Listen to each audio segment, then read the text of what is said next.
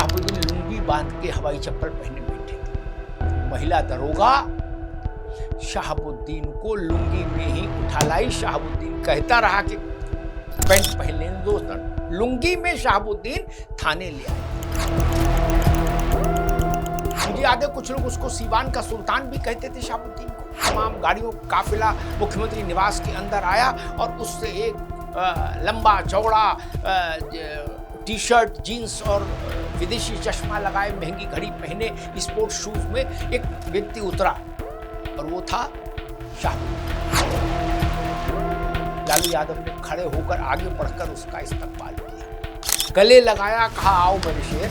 चंदा बाबू थे, उनके बच्चों को और उनके ऊपर तेजाब डालकर उनको तेजाब से नहला दिया था शहाबुद्दीन।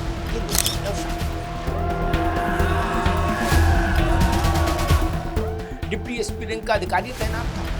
शहाबुद्दीन ने उसको खींच के कंटाप दिया सटाक।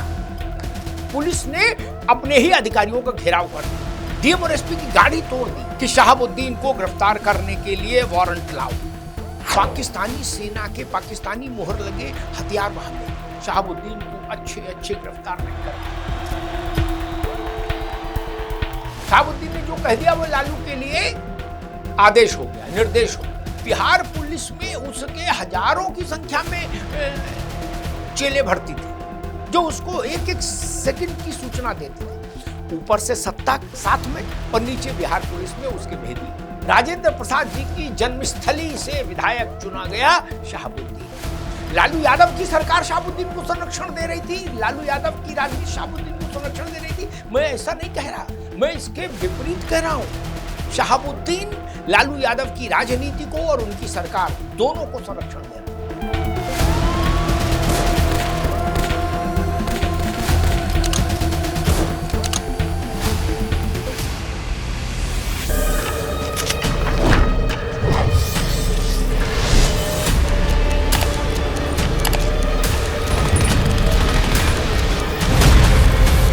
देखिए दबंग डायरीज।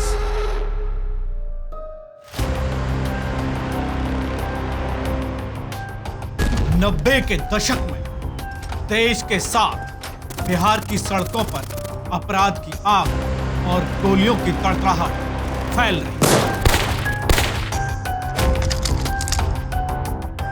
नेताओं की हत्याएं खुलेआम होने लगी थी।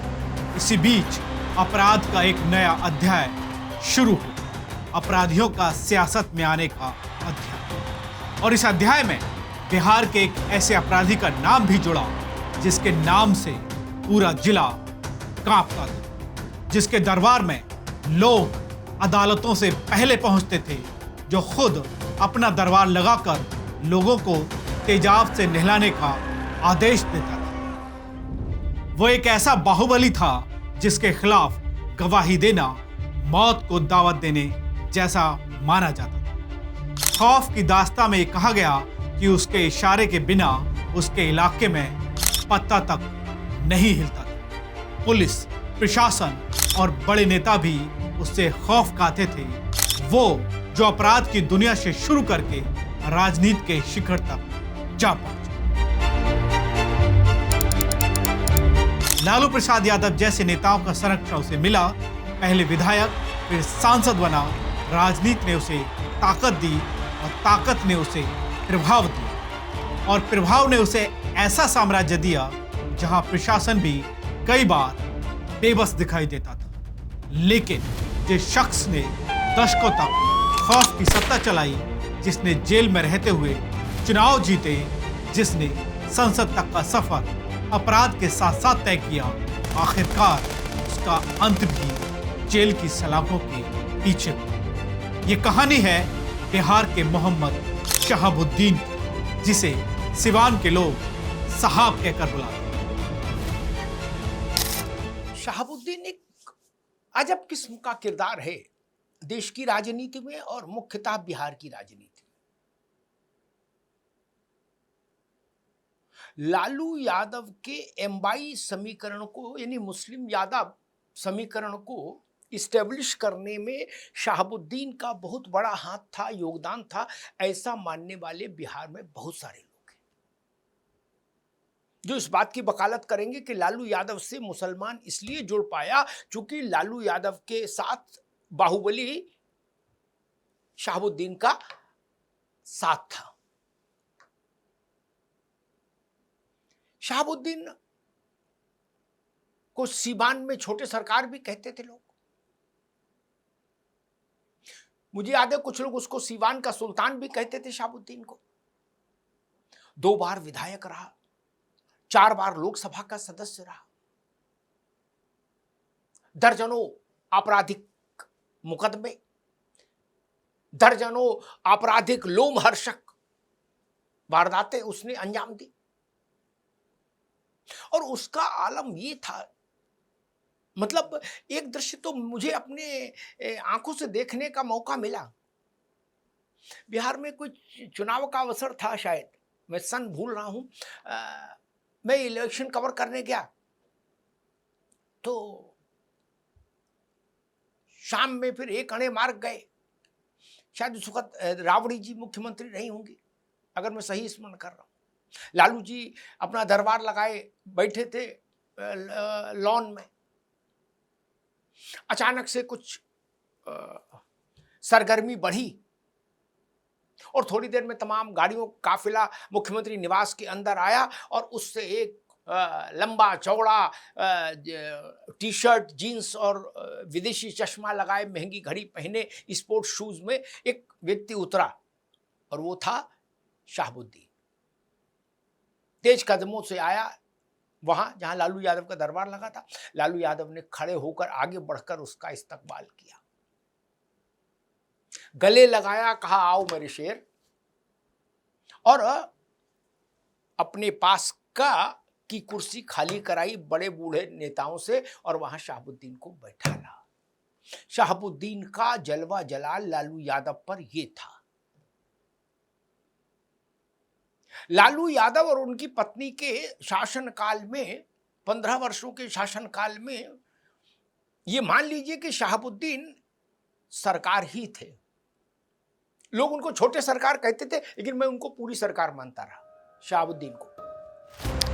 10 मई 1967 को बिहार के सीवान जिले के प्रतापपुर गांव में मोहम्मद शहाबुद्दीन का जन्म होता है। सीवान में ही शहाबुद्दीन स्कूली पढ़ाई करने के बाद पॉलिटिकल साइंस में ग्रेजुएशन करता है, बाद में एमए और पीएचडी भी। कहा जाता है कि कॉलेज के दिनों से ही शहाबुद्दीन का नाम अपराध से जुड़ने लगा। 1986 में जब वो महज 19 साल का था तो शहाबुद्दीन के ऊपर पहला हुसैनगंज थाने में आपराधिक मुकदमा दर्ज हुआ और 19 साल की उम्र में शहाबुद्दीन के लिए अपराध की दुनिया एक शुरुआत थी। इसके बाद देखते ही देखते उसके खिलाफ अपराधों की बाढ़, जिसमें चोरी, डकैती, अपहरण, मारपीट और हत्या जैसे तमाम मामले शहाबुद्दीन के नाम दर्ज हुए। उस दौर में बिहार पहले ही अपराध और राजनीतिक अस्थिरता से जूझ रहा था, जिसकी गवाही आज भी जंगल राज के तौर पर दी जाती। ऐसे माहौल में बाहुबल रखने वाले लोगों के लिए राजनीति के दरवाजे खुल रहे थे और शहाबुद्दीन भी उसी रास्ते पर आगे बढ़ा।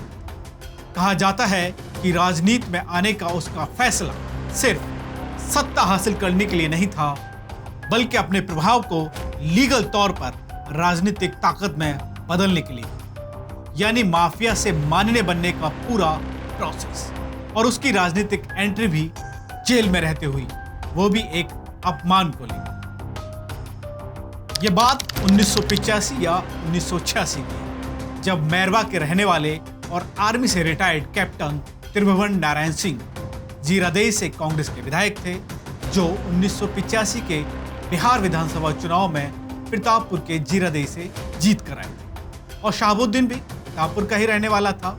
इस दरमियान शहाबुद्दीन को एक मामले में विधायक कैप्टन त्रिभुवन नारायण सिंह से पैरवी करानी थी, जिसके लिए वो खुद विधायक से मिलने के लिए गया था। लेकिन विधायक ने सीधे और साफ शब्दों में उस वक्त ये कह दिया था कि मैं बदमाशों और अपराधियों की पैरवी नहीं करता। ये बात उस वक्त की है जब शहाबुद्दीन जेल में नहीं था। और इस घटना के बाद ही उसे जेल जाना पड़ा। और बस इसी प्रतिशोध की आग में शहाबुद्दीन आपराधिक दुनिया से सियासत की दुनिया में। विधायक की तरफ से कही गई बातों को लेकर शहाबुद्दीन गुस्से में था। जेल के अंदर भी गुस्सा कम नहीं हुआ। उसी दरमियान 1990 का विधानसभा चुनाव होना था। शहाबुद्दीन ने चुनावी मैदान में निर्दलीय उतरने का ऐलान कर दिया। जैसे ही जेल से नामांकन दाखिल किया था, क्योंकि बात अब हर कीमत पर डॉक्टर कैप्टन त्रिभुवन नारायण सिंह को हराने की थी। उस वक्त का चुनाव बैलेट पेपर से होता था और इस चुनाव को जीतने के लिए शहाबुद्दीन ने बोगस वोटिंग का हथकंडा अपनाया। मुस्लिम आबादी और अपने प्रभाव वाले इलाके में उसके लोगों ने उस वक्त बैलेट पेपर को छाप दिया। करीब 5000 से ज्यादा बोगस वोटिंग हुई थी, जिसके कारण जेल के अंदर से रहने के बाद भी मोहम्मद शहाबुद्दीन ने एक सिटिंग विधायक को चुनाव में हरा दिया था। और यहीं से उसके अपराधी से राजनेता बनने की शुरुआत हुई, यानी सफर शुरू हुआ। विधायक बनने के बाद शहाबुद्दीन का राजनीतिक सफर तेजी से आगे बढ़ा।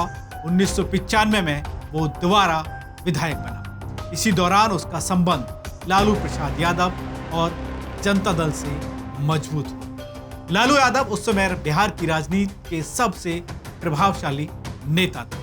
उन्हें ऐसे नेताओं की जरूरत थी जो सामाजिक समीकरण को राजनीतिक ताकत में बदल सके। वहीं दूसरी तरफ शहाबुद्दीन को एक बड़े राजनीतिक मंच की तलाश थी और ऐसे में लालू यादव के दम पर शहाबुद्दीन सियासत के साथ साथ राजनीति में फैलता चला। शहाबुद्दीन को लेकर तमाम किस्से हवाओं में तैर रहे हैं बिहार के। एक चर्चित कांड है कि कुछ एक चंदा बाबू थे, उनके बच्चों को और उनके ऊपर तेजाब डालकर उनको तेजाब से नहला दिया था शहाबुद्दीन के लोगों ने और शहाबुद्दीन ने। और कहीं कोई रिपोर्टर अपाटी कुछ नहीं हो पाया, कहीं कोई गवाही देने को तैयार नहीं। शहाबुद्दीन सिस्टम से ऊपर था। आप ये समझ लीजिए कि 2001 की शायद घटना रही होगी। शहाबुद्दीन ने अपने सिवान में वो गए होंगे, इम्तिहान चल रहे होंगे बोर्ड के, तो वो फ्लाइंग स्क्वाड की तरह अपनी गाड़ी से निकल गए परीक्षा केंद्रों में व्यवस्था देखने। एक परीक्षा केंद्र पर गए, वहां एक डिप्टी एसपी रैंक का अधिकारी तैनात था। उसने शहाबुद्दीन से कहा कि आपको ये अधिकार नहीं है ऐसे परीक्षा केंद्रों का औचक निरीक्षण करने का। शहाबुद्दीन ने उसके खींच के कंटाप दिया सटाक, सार्वजनिक रूप से। हंगामा मच गया। लेकिन जो लोग थे वो बोले कैसे, शहाबुद्दीन का खौफ सबके सर पर सवार था। उसके बाद बिहार की पुलिस में इतना बवाल मचा। आईजी, डीआईजी, पुलिस महानिदेशक, डीजीपी, सबका घेराव कर लिया पुलिस वालों ने। अब पुलिस ने अपने ही अधिकारियों का घेराव कर लिया। डीएम और एसपी की गाड़ी तोड़ दी कि शहाबुद्दीन को गिरफ्तार करने के लिए वारंट लाओ। ऐसी स्थिति हो गई कि लगे पूरी समूची बिहार पुलिस में बगावत हो जाएगी शहाबुद्दीन के मसले पर। फिर लालू की सरकार थी, शायद लालू यादव या राबड़ी देवी नहीं, फिर ये फैसला हुआ, राबड़ी देवी थी शायद, फिर फैसला हुआ कि गिरफ्तार किया जाएगा। सीवान से करीब 15, 17, 18 किलोमीटर आगे, सीवान डिस्ट्रिक्ट हेडक्वार्टर से करीब 15, 17 किलोमीटर दूर है प्रतापपुर गांव। वहाँ का पैतृक गांव था शहाबुद्दीन का। वहां पुलिस भेजी गई। भारी मुठभेड़ हुई। शहाबुद्दीन था घर में। शहाबुद्दीन के 13 अपराधी आतंकी गुर्गे मारे गए। उसमें एक दरोगा शहीद हुआ, लेकिन शहाबुद्दीन बच के भाग गया। उस दिन उसकी किस्मत अच्छी थी। बाद में पुलिस अंदर गई, छापे मारे तो पाकिस्तानी सेना के पाकिस्तानी मोहर लगे हथियार वहां मिले। AK-47 से लेके AK-56 तक तमाम किस्म के अत्याधुनिक हथियार मिले। ये खौफ था शहाबुद्दीन का। 1991 के लोकसभा चुनाव के बाद बिहार की राजनीति में जो बदलाव आया उसने शहाबुद्दीन के कद को और बड़ा कर दिया। मुस्लिम और यादव वोट बैंक पर पकड़ मजबूत करने में उसकी भूमिका और उसकी चर्चा हुई। धीरे धीरे वो लालू यादव के सबसे भरोसेमंद नेताओं में गिना जाने लगा और जब राजनीतिक ताकत बढ़ी तो उसके प्रभाव का दायरा भी बढ़ता गया। इसी के साथ सीवान में उसका नाम ही कानून माना जाने लगा। ये मैं इसलिए कह रहा हूं क्योंकि उस समय सीवान में कुछ अलग ही तस्वीर थी। कहा जाता था कि जिले में दो सरकारें चलती थी, एक आधिकारिक और दूसरी शहाबुद्दीन की सरकार। अब चाहे भूमि विवाद हो, पारिवारिक झगड़ा हो, दुकान का विवाद हो या किसी तरह का सामाजिक मामला, लोग थाने कचहरी से पहले शहाबुद्दीन के दरबार में पहुंचते थे। वहां सिर्फ शहाबुद्दीन का राज चलता था और लोग भी उसे साहब के नाम से बुलाते। फिर आया साल 1995 जब शहाबुद्दीन ने जनता दल की सीट पर विधानसभा चुनाव लड़ा और जीत भी हासिल की। इसके तुरंत बाद साल 1996 में शहाबुद्दीन को लोकसभा का टिकट मिला और पहली बार सिवान साहेब यानी शहाबुद्दीन संसद यानी दिल्ली पहुंचे। और जब 1997 में बिहार में आरजेडी की सरकार बनी या कहें लालू यादव की सरकार बनी तो शहाबुद्दीन का कद और बढ़ गया और साथ ही बढ़ गई गुंडागर्दी।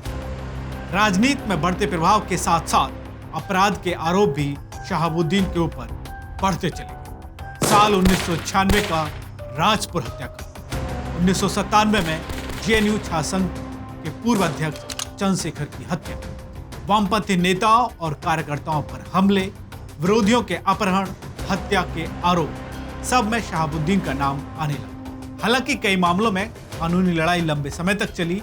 उसकी छवि एक ऐसे बाहुबली की बन गई थी जिससे टकराने की हिम्मत कोई नहीं कर रहा।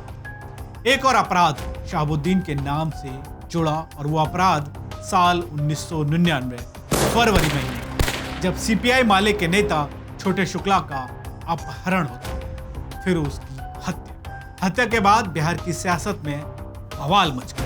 लोग जंगलराज की दुहाई देने लगे, लेकिन इस सब के बाद पुलिस उसके गिरवान तक हाथ डालने की हिम्मत नहीं करती क्योंकि ऊपर हाथ था लालू यादव का और डर और दहशत का माहौल पूरे बिहार में फैला हुआ है। हालांकि बाद में अदालत ने इस मामले में शहाबुद्दीन को दोषी पाया, उसे उम्र कैद की सजा सुनाई। वो लंबे समय तक जेल में बंद भी रहा। लेकिन मुझे एक घटना और याद आती है, शहाबुद्दीन की गिरफ्तारी की घटना। वो घटना भी बहुत विचित्र थी। शहाबुद्दीन को अच्छे गिरफ्तार नहीं कर पाए। अच्छे फन्ने खां पुलिस अधिकारी गिरफ्तार नहीं कर पाए क्योंकि शहाबुद्दीन और लालू यादव एक जान दो जिस्म थे, ये जान लीजिए। शहाबुद्दीन ने जो कह दिया वो लालू के लिए आदेश हो गया, निर्देश हो गया, संदेश नहीं आदेश हो गया। लेकिन जब बिहार पुलिस की राष्ट्रीय स्तर पर थू होने लगी और लालू परिवार की शासन क्षमता को लेकर पूरे देश भर में चुटकुले बनने लगे, तो फिर बड़ी अदालतें तीखी टिप्पणियां करने लगी। तब ये तय हुआ कि भाई शहाबुद्दीन को पकड़ा जाए।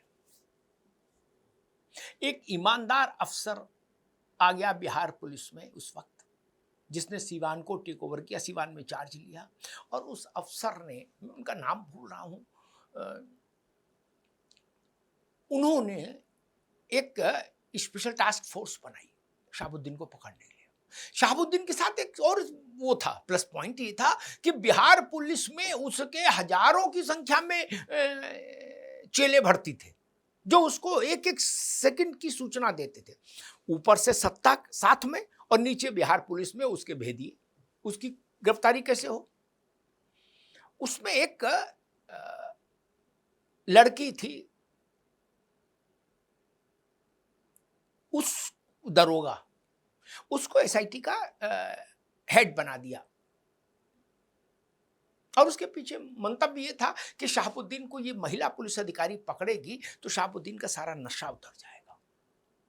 शहाबुद्दीन लोकसभा के सदस्य थे और अगर मैं सही याद कर पा रहा हूं तो विशंबर दिल्ली के विशंबर दास मार्ग में रहते थे। 5 नंबर या 4 नंबर उनकी कोठी का नंबर था। दिल्ली आ गई टीम। केंद्र सरकार के साथ संपर्क था, सहयोग था उस ऑपरेशन में।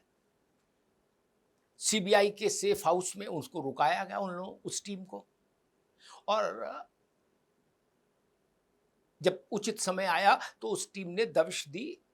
दिल्ली में बतौर सांसद जो मकान मिला था, जो कोठी मिली थी शहाबुद्दीन को, 5 विशंबर दास मार्ग या 4 विशंबर दास मार्ग, वहां इसमें कहीं लीकेज नहीं हुआ। पहली बार ऐसा हुआ कि शहाबुद्दीन के मामले में कहीं से मुखबरी नहीं हो पाई। जब टीम अंदर दाखिल हो गई तो शहाबुद्दीन को पता लगा। शहाबुद्दीन लुंगी बांध के हवाई चप्पल पहने बैठे थे। वो महिला दरोगा शहाबुद्दीन को लुंगी में ही उठा लाई। शहाबुद्दीन कहता रहा कि पैंट पहन लेने दो। लुंगी में शहाबुद्दीन थाने ले आए गए और बाद में फिर वो जहाज से पटना लाए गए। ये उनका एक वो है। और उसके बाद फिर वो कोविड की स्थिति बनी और कोविड में ही जेल में ही शहाबुद्दीन का इलाज के दौरान निधन हो गया। फिर साल 2001 में प्रतापपुर में एक गोलीकांड होता है जिसमें नाम शहाबुद्दीन का ही आता है। कहा जाता है कि प्रतापपुर में पुलिस एक आरोपी की गिरफ्तारी के लिए पहुंची थी। इस दौरान पुलिस और शहाबुद्दीन के समर्थकों के बीच फायरिंग हुई। दोनों तरफ से घंटों तक गोलीबारी चली और इस गोलीबारी में कई लोगों की जान चली। पुलिस के वाहन जलाए गए और भारी मात्रा में हथियार भी बरामद हुए। इस हादसे ने पूरे बिहार को हिलाकर रख दिया। शहाबुद्दीन के आपराधिक दास्तां में अगर किसी अपराध की सबसे ज्यादा चर्चा होती है तो वो था साल 2004 का तेजाब, जिसने शहाबुद्दीन के आपराधिक बर्बरता की एक ऐसी दास्तां सुनाई जिसे सुनकर हर किसी की रूह कांप गई। ये बात 16 अगस्त 2004 की है, जब 7 से 8 युवकों ने सीवान के राजीव किराना स्टोर से कैश लूट लिया। दुकान में बैठे राजीव ने जब इसका विरोध किया तो युवकों ने राजीव की जमकर पिटाई। इतने में राजीव का भाई गिरीश बाथरूम से एसिड की बोतल लेकर आया और बदमाशों को डराने लगा। कहा, भागो नहीं तो मुंह पर एसिड फेंक दो। उस समय सभी बदमाश डरकर भाग गए, लेकिन कुछ देर बाद वो झुंड में लौटे और जबरदस्ती राजीव, गिरीश और तीसरे भाई सतीश को प्रतापपुर ले आए। वहीं के खेत के पास गिरीश और सतीश को पेड़ से बांध दिया।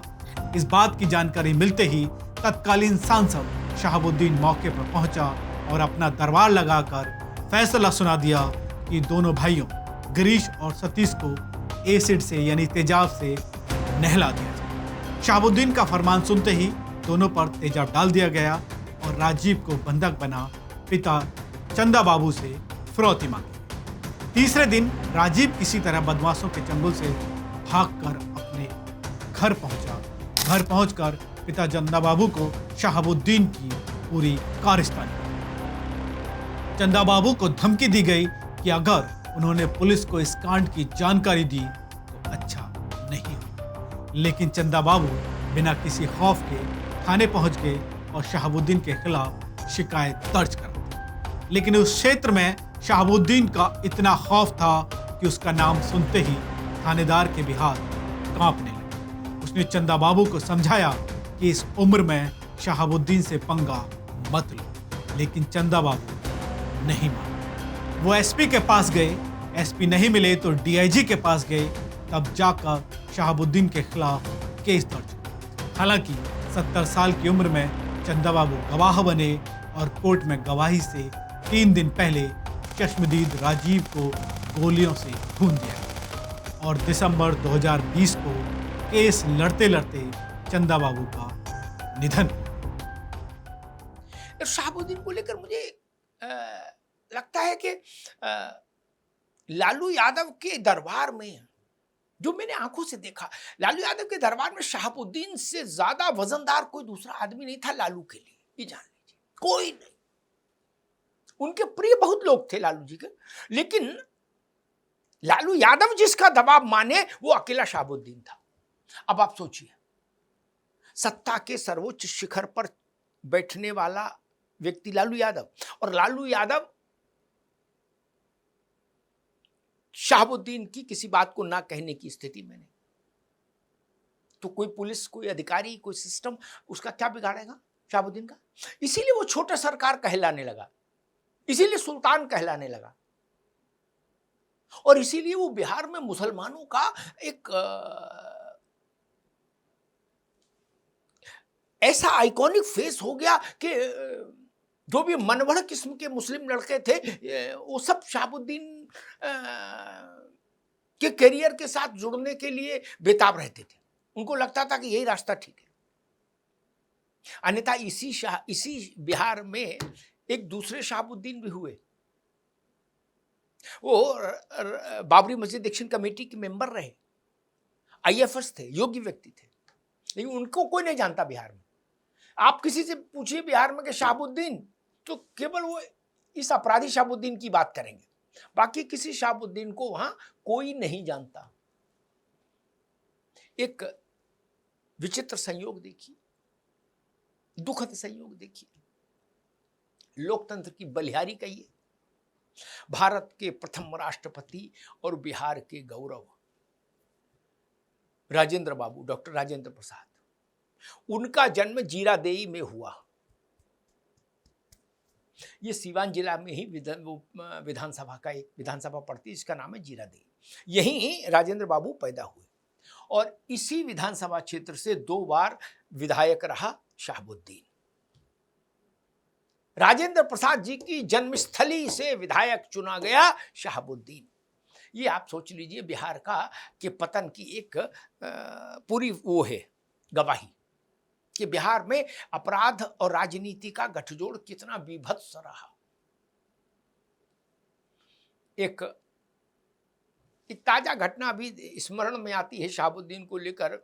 लालू यादव के साधु ने अभी हाल में एक जगह कहा कि लालू यादव के समय में ये सारी लूटपाट, हत्याएं, बलात्कार और किडनैपिंग और जितना भी सब काम था ये शहाबुद्दीन और उसके गैंग के लोग करते थे, और बिल फटता था यादवों के ऊपर, बदनामी होती थी यादवों की, और मैसेज जाता था कि यादव ऐसा कर रहे हैं अपराध।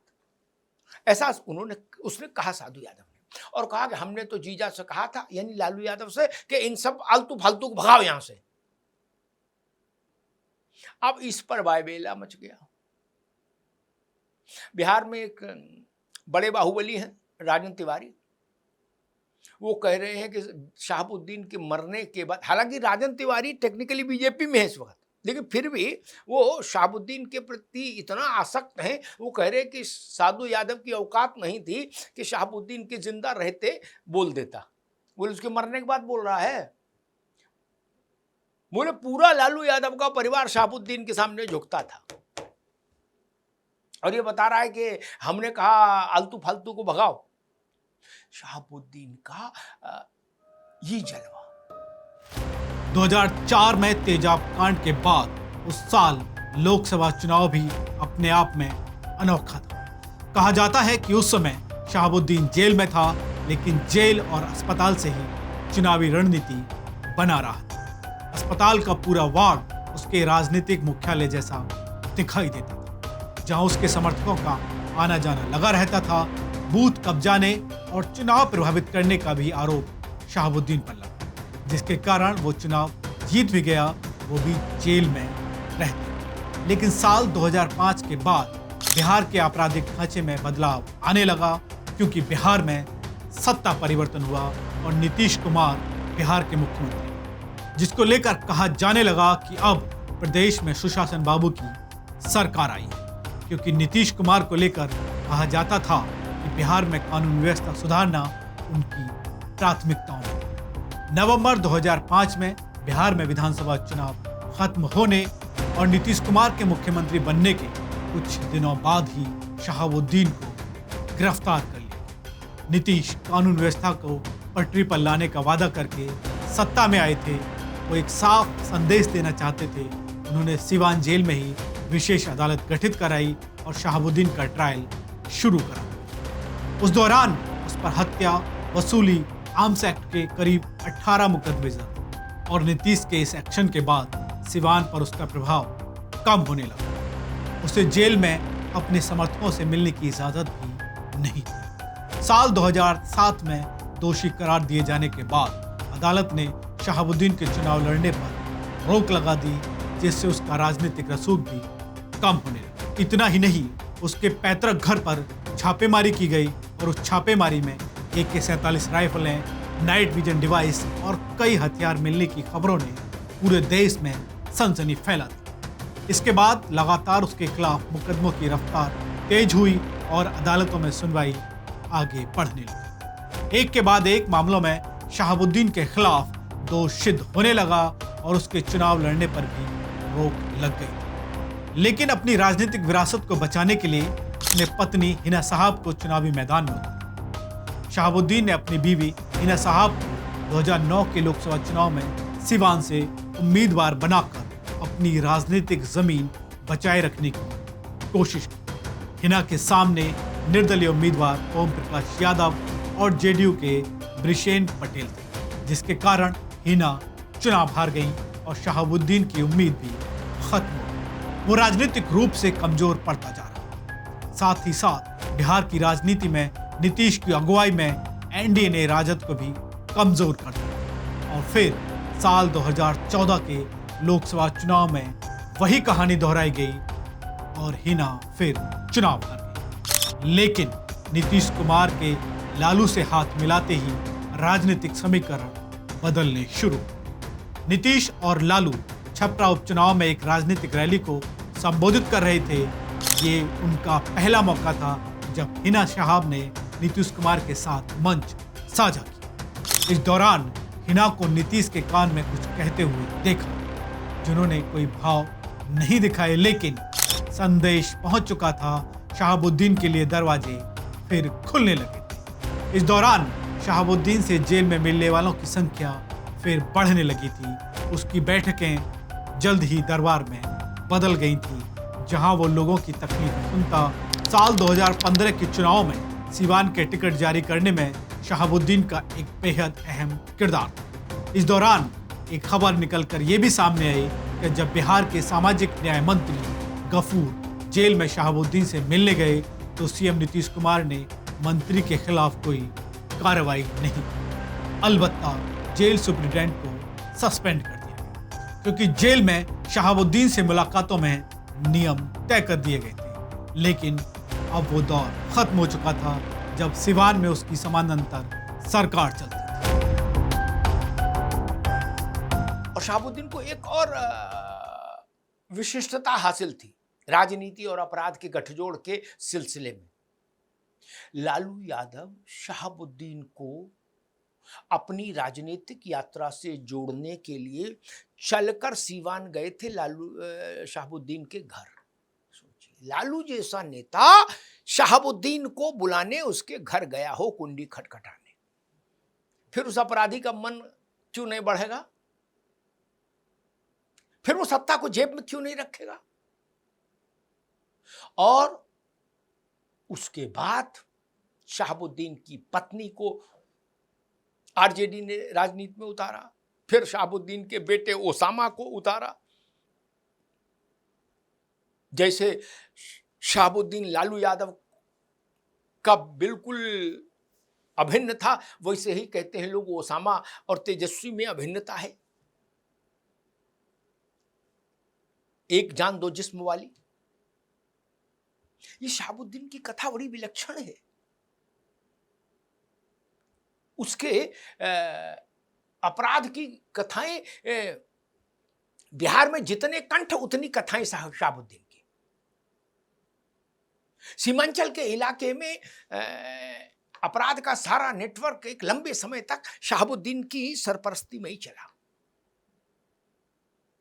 सत्ता उसके सामने समर्पण की मुद्रा में थी लालू यादव के दौर में, और शहाबुद्दीन का अपराध चरम पर था, शहाबुद्दीन का हौसला चरम पर था। भारत का यह दुर्भाग्य है कि 90 के दौर से, या मान लीजिए कि 84-85 के दौर से अपराधियों ने सीधे राजनीति में आना शुरू कर दिया। 85 में उत्तर प्रदेश के पूर्वांचल में हरिशंकर तिवारी विधायक हुए थे। उन्होंने इस बात का दरवाजा खोला था कि अब अपराधी पीछे नहीं रहेंगे, वो सीधे खुद सदन में जाएंगे, लोकसभा विधानसभा। और मेरे ख्याल से 90 के दशक में शहाबुद्दीन राजनीति में आ गए, विधायक हुए, 4 बार सांसद हुए, 2 बार विधायक हुए। ये स्थिति है। अपराधी सत्ता को नियंत्रित करने लगे और फिर स्थिति आई कि पहले सत्ता अपराधियों का संरक्षण करती थी, लेकिन मैं कह सकता हूं शहाबुद्दीन बिहार में की राजनीति में वो किरदार था जो लालू यादव की राजनीति को संरक्षण दे रहा था, लालू यादव की सरकार को संरक्षण दे रहा था। लालू यादव की सरकार शहाबुद्दीन को संरक्षण दे रही थी, लालू यादव की राजनीति शहाबुद्दीन को संरक्षण दे रही थी। मैं ऐसा नहीं कह रहा, मैं इसके विपरीत कह रहा हूं। शहाबुद्दीन लालू यादव की राजनीति को और उनकी सरकार दोनों को संरक्षण दे रहा था। यह हैसियत पाली थी एक अपराधी ने बिहार में। ऐसी हैसियत देश के अन्य राज्यों में शायद ही किसी अपराधी को मिली हो, जैसी हैसियत बिहार के लालू राज के 15 वर्षों में शहाबुद्दीन को हासिल हुई। देश में मेरी निगाह में, मेरे तात्कालिक स्मरण में कोई ऐसा दूसरा नाम नहीं आता। शायद गूगल कोई खोजे तो कुछ मिल जाए, लेकिन मुझे स्मरण से कोई समझ नहीं आ रहा कि जो व्यक्ति शहाबुद्दीन जैसा रहा हो, जिसने सत्ता को संरक्षण दिया हो। अन्यथा बड़े बड़े अपराधी हुए, सब सत्ता से ही संरक्षण पाते रहे, सत्ता के सामने सिर झुकाते रहे। लेकिन ऐसा अपराधी हो जाए जिसके सामने सत्ता सिर झुकाए, जो मुख्यमंत्री को ये दावा करे कि हम मुख्यमंत्री को अपनी जेब में लेकर चलते हैं, जो मुख्यमंत्री की राजनीति के प्रमुख सिद्धांत MY का फाउंडर माना जाए, वो अपराधी तो केवल शहाबुद्दीन है और दूसरा कोई नहीं। और आखिरकार साल 2021 में कोरोना महामारी के दौरान शहाबुद्दीन की तबीयत बिगड़ी, जिसके बाद तिहाड़ जेल में बंद शहाबुद्दीन कोरोना संक्रमित पाया। उसे दिल्ली के अस्पताल में भर्ती कराया गया, लेकिन इलाज के दौरान उसकी मौत हो गई। और इसी तरीके से जिस इंसान ने दशकों तक सत्ता, ताकत, भय का साम्राज्य खड़ा किया था, उसका अंत जेल और अस्पताल के एक बिस्तर पर। बिहार के इस बाहुबली मोहम्मद शहाबुद्दीन की कहानी सिर्फ एक व्यक्ति की कहानी नहीं है, ये कहानी उस दौर की कहानी है जब बिहार में अपराध और राजनीतिक रेखाएं धुंधली हो गई। ये उस व्यवस्था की कहानी है जहां एक व्यक्ति अपने प्रभाव से जिले की किस्मत तय करने लगा था। ये उस राजनीति की कहानी है जिसने एक बाहुबली को संसद तक पहुंचाया। और ये उस न्यायिक प्रक्रिया की भी कहानी है जिसने सालों की लड़ाई के बाद उसे सजा तक पहुंचाया। कुछ लोगों की नज़र में वो अपने समुदाय और समर्थकों का मददगार था, और बहुतों के लिए वो भय, आतंक और कानून के समानांतर खड़ी एक सत्ता का नाम था। लेकिन इतना तय है कि बिहार के राजनीतिक और आपराधिक इतिहास की चर्चा जब भी होगी, मोहम्मद शहाबुद्दीन का नाम उन बाहुबलियों, दहशतगर्द चेहरों में जरूर गिना जाएगा, जिनकी कहानी सत्ता और अपराध के खतरनाक गठजोड़ का सबसे बड़ा उदाहरण बनकर सामने आती है। फिलहाल इस कहानी में इतना ही। बाकी तमाम खबरों के लिए आप जुड़े रहिए राष्ट्रवाणी के साथ।